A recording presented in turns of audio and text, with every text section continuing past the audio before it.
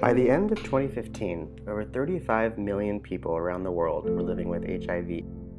Of these, nearly half were on antiretroviral medications to slow down or stop progression of the disease. But for many, access to medication is not the biggest hurdle separating them from a normal life.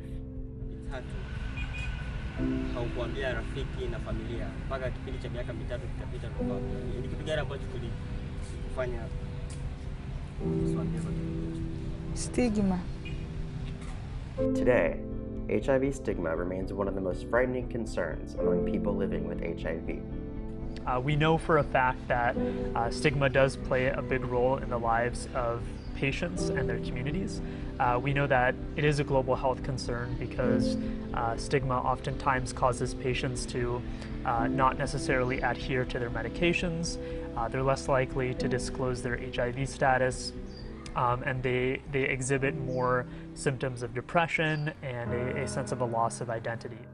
Sahil Agarwal is the co-founder of PENdulum Global, a nonprofit organization that targets HIV stigma by providing mentorship for at-risk youth abroad and researching HIV-related stigma in Tanzania with a group of medical students from the University of California, Irvine. We worked primarily in 3 different hospitals in order to get our patients. The first one was Mwananchi, which is a private hospital located in the town center of Mwanza. We worked at Buzaruga, which is located just kind of a little bit further away from the town, like the main town area. It's a more of a rural clinic. And then the final one that we visited was Kasesa, which is really on the outskirts of Mwanza, where there is very, very little access to healthcare other than this one health center called Kasesa Health Center. While looking for study participants, Sahil met Grace Kirungura, an HIV counselor who had experienced a lot of HIV stigma herself.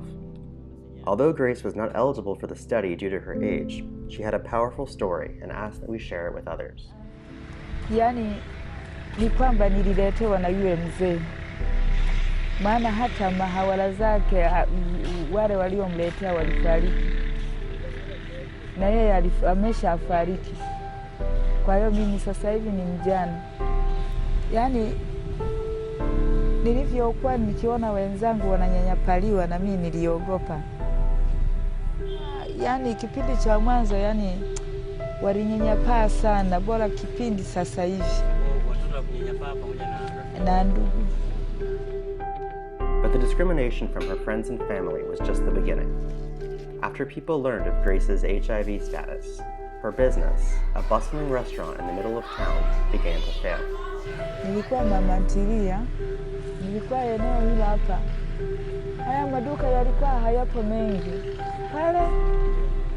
Kwa hiyo yani nikawa napika, nilikuwa namaliza kilo 25 kwa siku. Sasa ile walipogundua jamii hivi mimi nina virusi, watu wakaambia msiwe mnaenda pale mtaugua ukimwi. Ndio kitu kilichoniasi. Vile walivyokuwa wananyanyapaliwa, wanatengewa na vyombo, yani wanatengewa na vyakula, kitu ndio kilichoniokopesha. There's a lot of different research out there about the different forms of stigma that exist against patients who are HIV positive.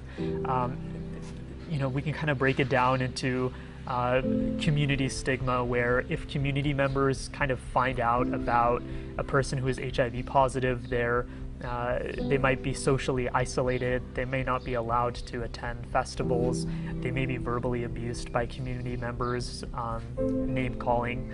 And then there's family-based stigma too, where family members may not necessarily know how HIV is transmitted, and they may be more likely to kind of isolate that family member in a separate room, or not share utensils or blankets or other like household items that are not means of transmission.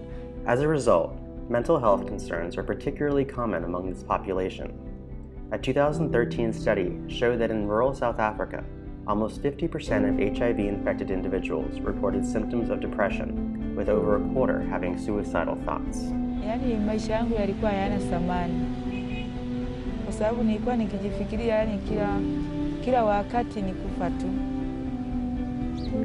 Basi na kitu kilichonisaidia nilipoingia kwenye dini, ndio kilinisaidia sana. Nikamtumaini Mungu, kumbe nikajua hivi hata kama mtu hana virusi anaweza akafa. Eventually, Grace was able to pave a new path, helping others who also experience HIV stigma. Mpaka ikatokea sasa nikaenda nikasomea HBC cancer. Huwa ninawashauri wasiwe na mawazo, maana wanapokuwa na mawazo wanapunguza CD4. Labda nitakuanzia sentence halisi. Ni kwamba unapomtembelea mgonjwa, mimi ni HBC cancer, unapomtembelea unamkuta hana chochote, hata ile 200 hata ya kununua tunda, lazima utatoa hata kama ulikuwa nayo lazima utampa, hata kama hana unga lazima utamchotea umkorogee uji. Kwa hiyo tunakumbana na vitu kama hivi. Yaani kweli malengo yangu ya kimaisha, napenda na mimi niwe na maisha mazuri. Kwanza nilipata mfadhili kijana tu, yani akanipenda, akajenga nyumba. Alipomaliza yani kujenga, hakuipigilia, akapata ajali, akafariki. Niliumia sana kisaikolojia. Kwa sasa nataka nimaliziwe hii nyumba, kuwezekewa mabati na madirisha na milango na floor na madirisha yawekwe vioo jamani. Ingawa hata hili la sebuleni. Mimi kwa ushauri wangu ningependa niboreshewe maisha yangu, hiyo nyumba iliyoachwa na marehemu, kwa sababu nikiwa na maisha mazuri, hata ninapotembelea wale wenzangu kwenda kuwashauri, nitakuwa na furaha sana. Yani mimi kama nilivyosema hivi, yani nikipata uwezo mimi mwenyewe ndio nitapata nguvu zangu pale. Nikiwa na furaha, hata wagonjwa wangu na wenyewe watakuwa na furaha.